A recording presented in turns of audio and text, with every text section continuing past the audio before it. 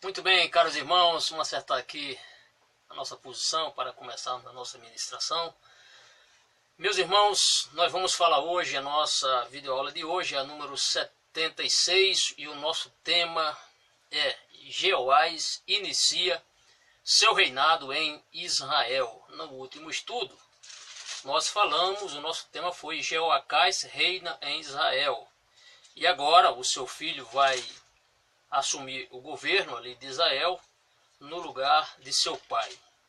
No estudo anterior, que foi a videoaula número 75, vimos que o reino de Jeoacás foi um reino desastroso. Por quê? Porque, sendo ele filho de Jeú, ele vai andar pelo caminho da idolatria, vai se dobrar aqui aos bezerros de ouro, aqueles bezerros que foram construídos pelo rei Jeroboão, aquele rei que, desde o início das nossas primeiras aulas, nós falamos que ele infelizmente inaugurou algo ruim, porque ele mandou construir 2 bezerros de ouro, colocando um em Dan, na parte mais ao norte das tribos do norte, e outro bezerro mais ao sul ali, quase na fronteira com o reino do sul. O objetivo destes 2 bezerros foi um objetivo político, porque o Jeroboão, quando o reino foi dividido, ele ficou com 10 tribos do norte e o rei Roboão com as 2 tribos do sul, que foi a tribo de Benjamim e a tribo de Judá. Isto é, a intenção de Jeroboão foi fazer com que as pessoas não subissem a Jerusalém para adorar o Senhor no templo. Ele queria concentrar o povo. Por quê? Porque se o povo, as pessoas ou o povo das 10 tribos que estavam no reino do norte, se subissem a Jerusalém, essas pessoas estariam, segundo Jeroboão, desprestigiando seu governo. Por quê? Porque seu governo não teria um lugar central de adoração. O local central de adoração nós sabemos que era o Templo de Salomão. Então foi uma atitude política, porque ele queria concentrar o povo, não queria perder prestígio mesmo, porque você sabe que essas pessoas, caso essa porteira, digamos assim, estivesse aberta para adoração a Deus em Jerusalém, essas pessoas levariam seus dízimos, levariam suas ofertas para onde? Para o templo do Senhor. O que é que faz Jeroboão? Politicamente, pensando na administração do seu governo, infelizmente Satanás estava por trás disso, porque onde tem idolatria tem obra do diabo. Ele concentrou o povo, então o povo não subiria a Jerusalém, mas ficaria nas 10 tribos do norte, isto é, concentrando, claro, neste período que nós estamos falando aqui, a capital do reino do norte era Samaria, que por sinal já tinha um lugar de adoração, infelizmente, a Baal na época quando o baalismo, através do rei esposo Acabe, esposo da Jezabel, eles ali também começam a fazer com que as pessoas venham a aderir ao culto a Baal. Bom, meus amados, então este foi o objetivo. Infelizmente, Jeoacás, sendo filho de Jeú, não por ser filho de Jeú, poderia ter aberto seu coração para Deus, poderia ter buscado a Deus, mas na verdade ele só teve uma atitude lúcida, espiritual, quando ele suplica ao Senhor. Por quê? Porque no período do reinado de Jeoacás, vimos isso na videoaula, estou apenas fazendo uma rápida recapitulação, não tão rápida, mas eu prefiro que os nossos alunos eles comecem o assunto seguinte e nós fazendo uma rápida, digamos assim, trazendo a lembrança ou a memória dos irmãos os assuntos anteriores estudados. E a nossa videoaula anterior falou sobre Jeoacás, rei de Israel. Vimos que seu reino foi um reino em glória, porque ele entrou pelo caminho de Jeroboão, isto é, adotou as mesmas práticas de seus predecessores, dos reis predecessores, as práticas de seu pai e de todos os reis anteriores ao seu pai Jeú. Ele vai adotar. E vimos que, como castigo, como o juízo de Deus não tardou a vir, o Senhor permitiu que o rei Azael, o rei da Síria, ele infligisse ali pesadas e grandes baixas ao exército de Israel. Vimos que o exército do rei Jeoacás ficou um exército em frangalhos, digamos assim, um efetivo baixíssimo para enfrentar uma nação poderosa como a Síria. Mas o nosso assunto hoje não é Jeoacás, mas apenas fazer essa rápida recapitulação. Vamos nos voltar para Jeoás.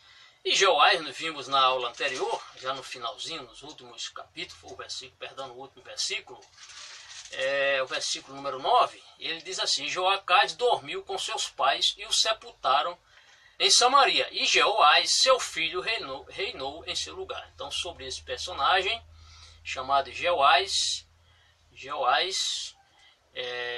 filho de Jeoacás, que nós iremos falar hoje, na videoaula número 76. Então, esse Jeoás será o 13º rei de Israel a assumir o governo nas 10 tribos. Ele era o 13º rei, porém, o 3º rei da dinastia de Jeú. Vimos que a dinastia de Jeú iniciou com o próprio Jeú, logo em seguida Jeoacás, seu filho, trazendo a memória dos irmãos. Jeú foi, desses três, pelo menos foi o reino mais longevo, 28 anos de reinado, o reinado de Jeú.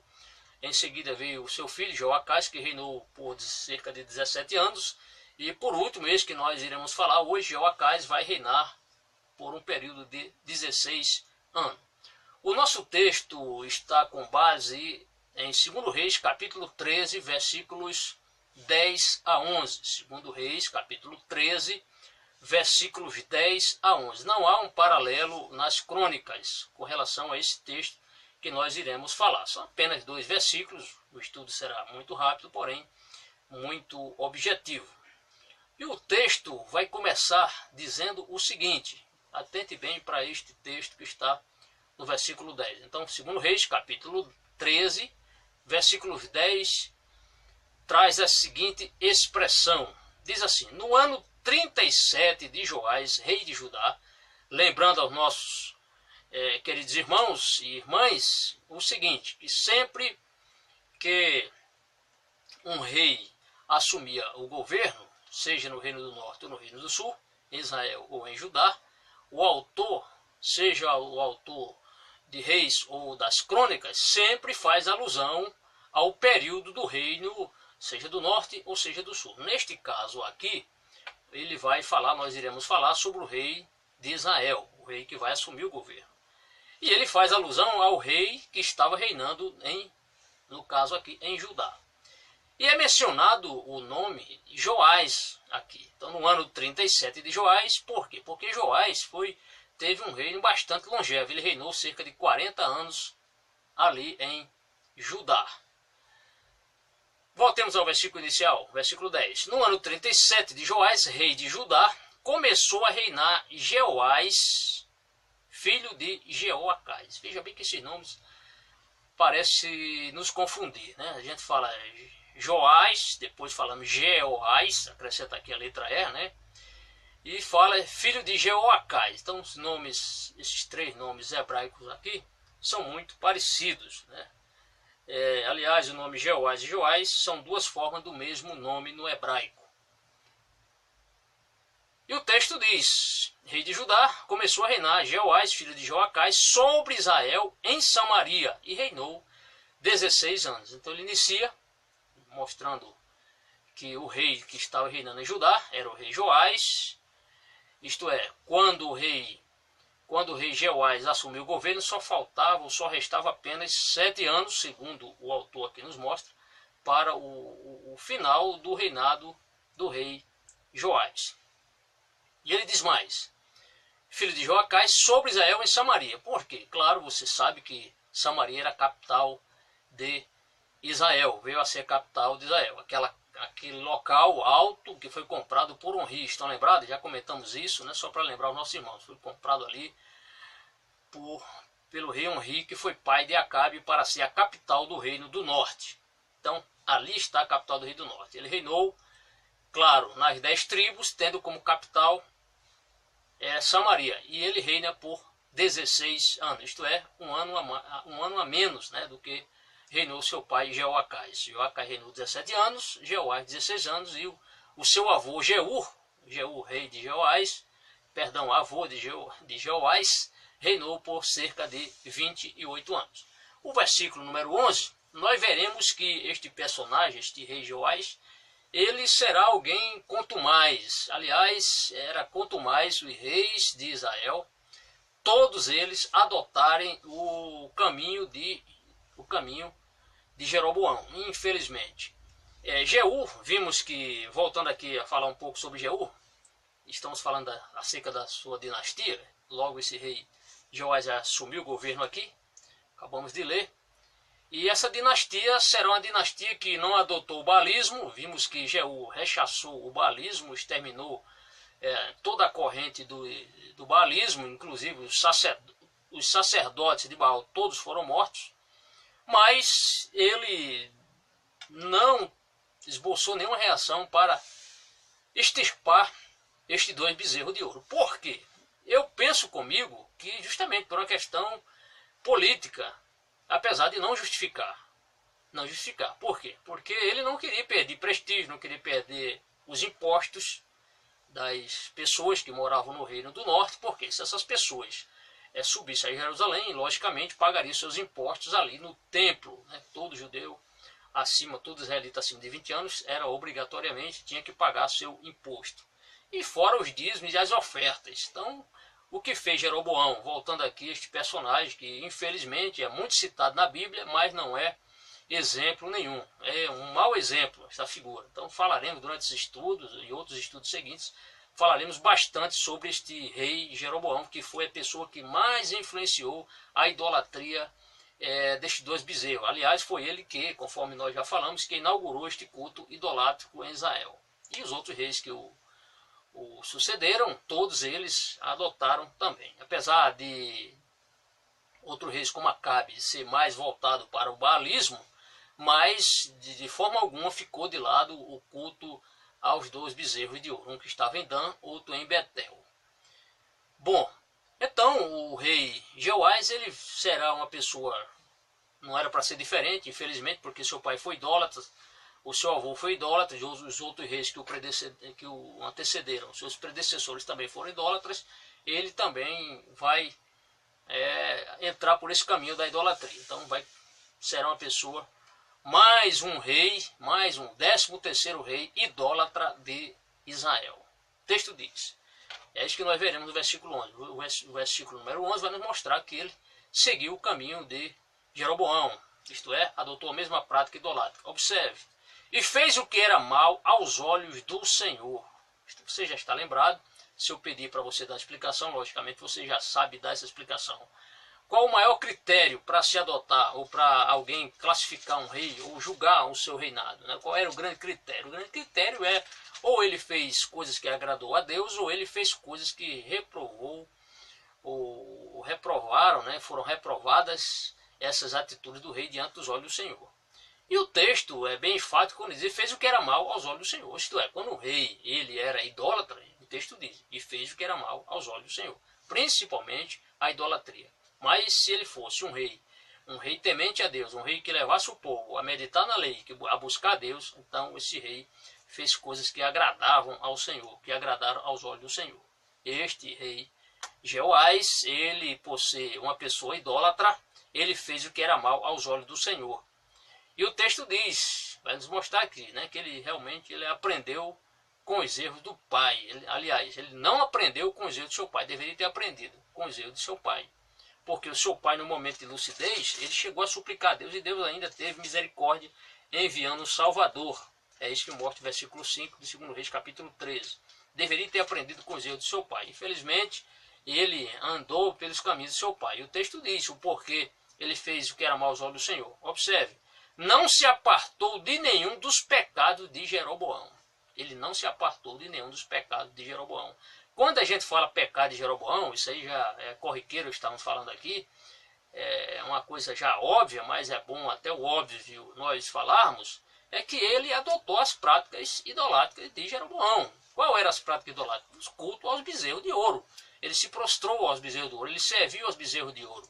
Infelizmente, eles preferiram colocar 2 imagens de escultura, 2 bezerros de ouro, para que iludisse o povo. E infelizmente o povo foi iludido e o povo começou a adorar os bezerros de ouro. Porque se não bastasse só a corrupção do rei, as pessoas, os vassalos, os súditos do rei, ou dos reis que passaram por Israel também entraram por esse caminho.